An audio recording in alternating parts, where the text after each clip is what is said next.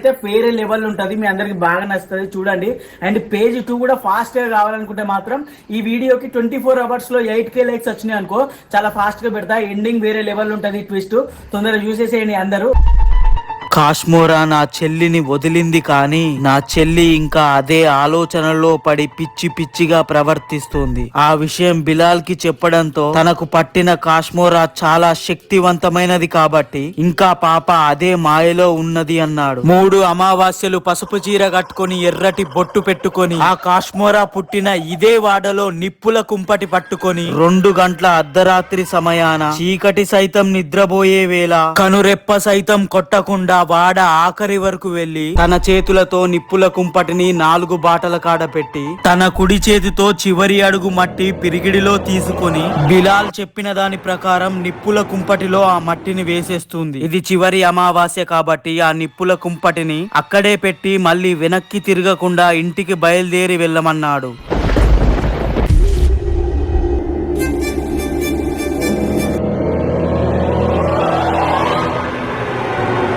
ఈ ఆటితో మా చెల్లికి పూర్తిగా నయ్యం అవుతాదనే నమ్మకంతో నేను మా అమ్మ ఇంటి బయట ఎదురు చూస్తూ మా చెల్లి కోసం నిలబడ్డాం.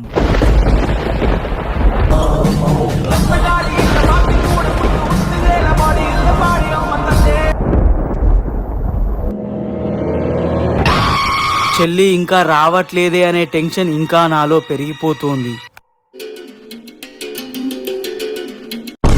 అమ్మా, చెల్లి వచ్చేసింది. అమ్మా కల్పన, అమ్మా ఆగు. అమ్మా నీకేమన్నా పిచ్చా? బిలాల్ చెప్పింది మర్చిపోయినవా? చెల్లి స్నానం చేసి లోపలికొచ్చి దీపం ముట్టించే వరకు ముట్టుకోవద్దని. అవును కదా నాన్న, నీ మర్చిపోయిన నాన్న. అమ్మా కల్పన, స్నానం చేసి రావా, దీపం ముట్టిస్తూ. సరే అమ్మా, మీరు లోపలికి వెళ్ళండి, నేను స్నానం చేసి వచ్చి దీపం వెలిగిస్తా.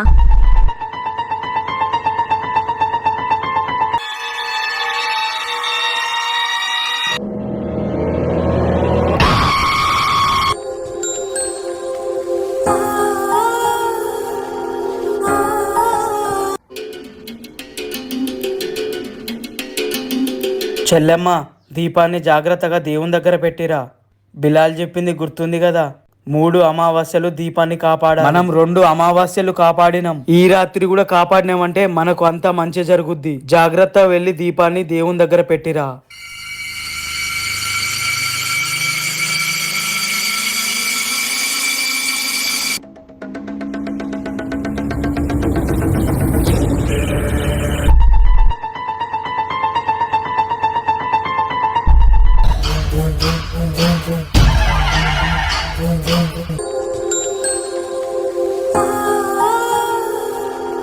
అమ్మా, టైం 3 అవుతుంది, వెళ్ళి పడుకోండి. రేపు పొద్దున్నే వెలుగుతున్న దీపం పట్టుకొని బిలాల్ బాయ్ దగ్గరికి పోవాలా. సరే నాన్న, దా కల్పన పడుకుందాం.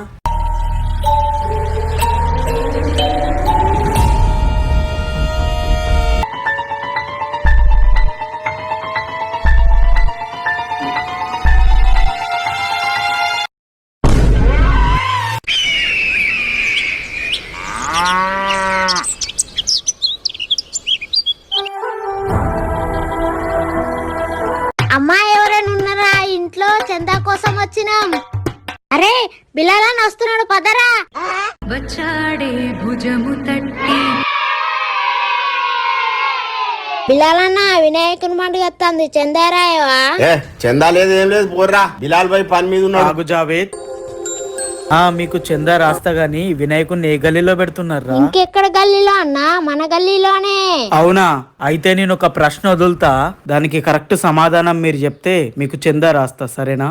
ఏంటి ఆ ప్రశ్న? ఏది వదులు. వినాయకుడికి 10 రోజుల పూజ చేసి 11వ రోజు నిమజ్జనం చేస్తారు కదా, ఎందుకో చెప్పండి చూద్దాం.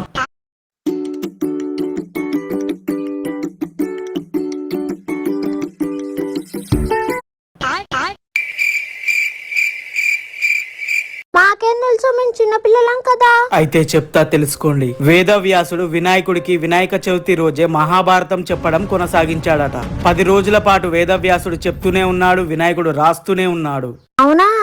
అవును. అలా 10 రోజులు వినాయకుడు రాయడం మూలాన వినాయకుడి ఒళ్ళంతా వేడెక్కిపోతది. అది గమనించిన వేదవ్యాసుడు వినాయకుడికి పక్కనే ఉన్న కొలంలోకి తీసుకెళ్లి స్నానం చేపిస్తాడు. అలా స్నానం చేపించడంతో వినాయకుడు సంతోషపడి వేదవ్యాసుడికి మరియు ఊర్లో ఉన్న ప్రతి ఒక్కరికి ఒక వరం ప్రసాదించాడు. వరమా? ఏంటి ఆ వరం? గణపయ్యకి ఎవరైతే 10 రోజులు నిష్ఠతో పూజ చేసి 11వ రోజు నిమజ్జనం చేస్తారో వాళ్లకు గణపయ్య తోడుంటా అని, వాళ్లకు ఎలాంటి సమస్యలు వచ్చినా వాటిని ఎదుర్కొంటా అని గణపయ్య మాటిస్తాడు. అవునా? ఆ గణపయ్య ఎంతో మంచోడో కదా. అవును చిన్న. జై బోలో గణేష్ మహారాజ్ కి జై. అన్నా నేను సమాధానం చెప్పలేగా అన్నా, మాకు చందా అయ్యేవా అన్నా? ఎందుకు ఇవ్వను?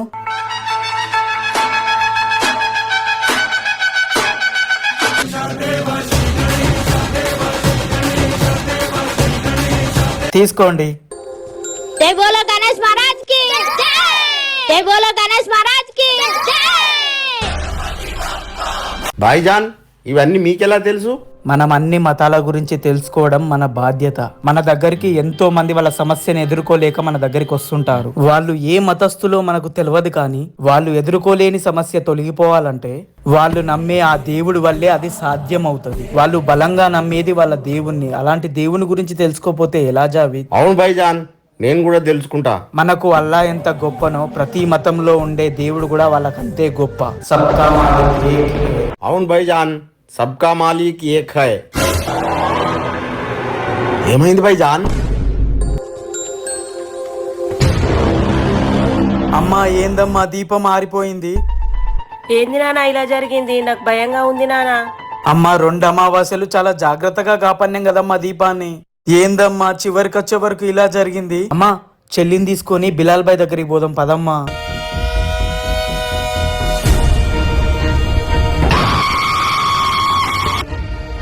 అమ్మా చెల్లేదమ్మా.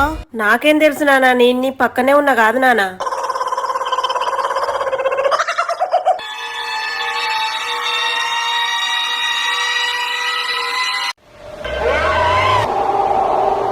అమ్మా ఏంటమ్మా మళ్ళా కల్పన ఇలా ప్రవర్తిస్తుంది? అదేం చేసిందిరా? ఆడ నిలబడ్డది, పోయి తీసుకొస్తా నేను, ఆగు. అమ్మ కల్పన,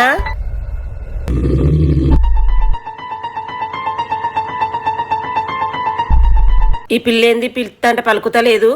అమ్మ కల్పన. అమ్మా నిన్న నేను ఒక తప్పు చేశానమ్మా. ఏం చేసావు నానా? తప్పు చేసిందా?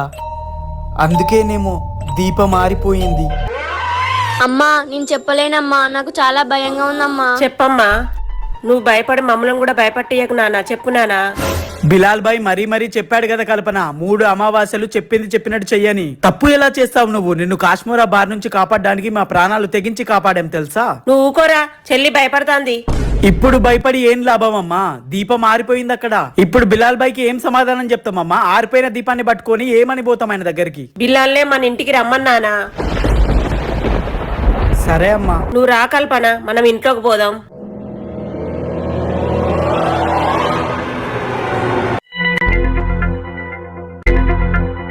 ఏం కాదు, నేనున్న ధైర్యంగా ఉండు. సరే అయ్యా వెళ్ళొస్తా.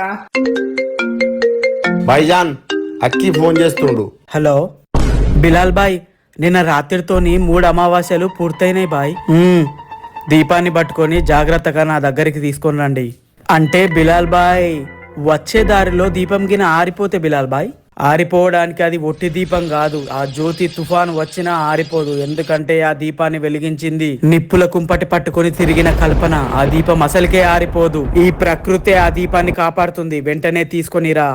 సరే బిలాల్ బాయ్, కాకపోతే చెల్లి కొంచెం సుస్తుగా ఉన్నది బిలాల్ బాయ్. మీరు ఏమనుకోకపోతే మీరే ఒకసారి ఇంటికి వచ్చి వెళ్ళొచ్చు కదా. సరే వస్తాం.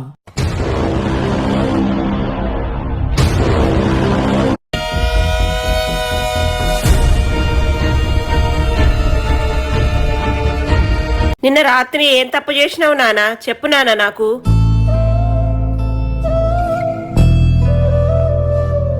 చెప్పు నానా, అట్లా మాట్లాడకుంటే ఎట్లా నానా? చెప్పు నానా. అమ్మా బిలాల్ బాయ్ వస్తా అన్నాడు. దీపం ఎట్లమ్మా? బిలాల్ బాయికి చెప్తారంటే ఈ పిల్ల ఏం చెప్తలేదు, బిగుసకపోయింది. అవునా? ఏం చేద్దాం ఇప్పుడు? మీరే వెలిగించండి ఆ దీపాన్ని. పిచ్చేమన్నా పట్టిందా అమ్మా చెల్లికి? నువ్వు ఆగు నానా. బిలాల్ కు దీపం మారిపోయిందని చెప్తే తర్వాత చేయాల్సింది చేయడు. బిలాల్ బాయ్ సాయం చేయకపోతే మన పరిస్థితి ఏంటి? ఈ దీపం ఒకటి గట్టెక్కిస్తే మన కల్పనకు ఏ ఆటంకం ఉండదు నానా, మంచిగుంటది నానా. అమ్మ చెప్పింది కూడా కరెక్టే, ఏదో ఒకటి చేయాలి. సరే అమ్మా.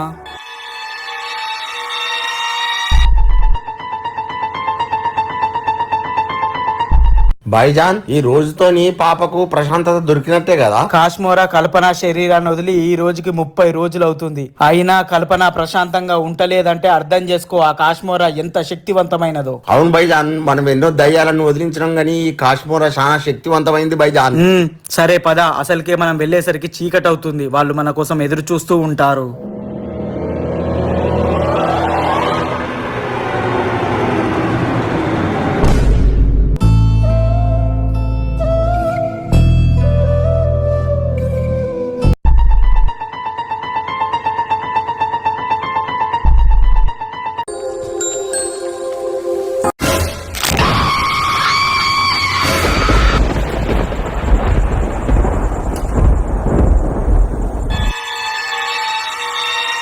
ఏమైంది బిలాల్ బాయ్? ఏమీ లేదు.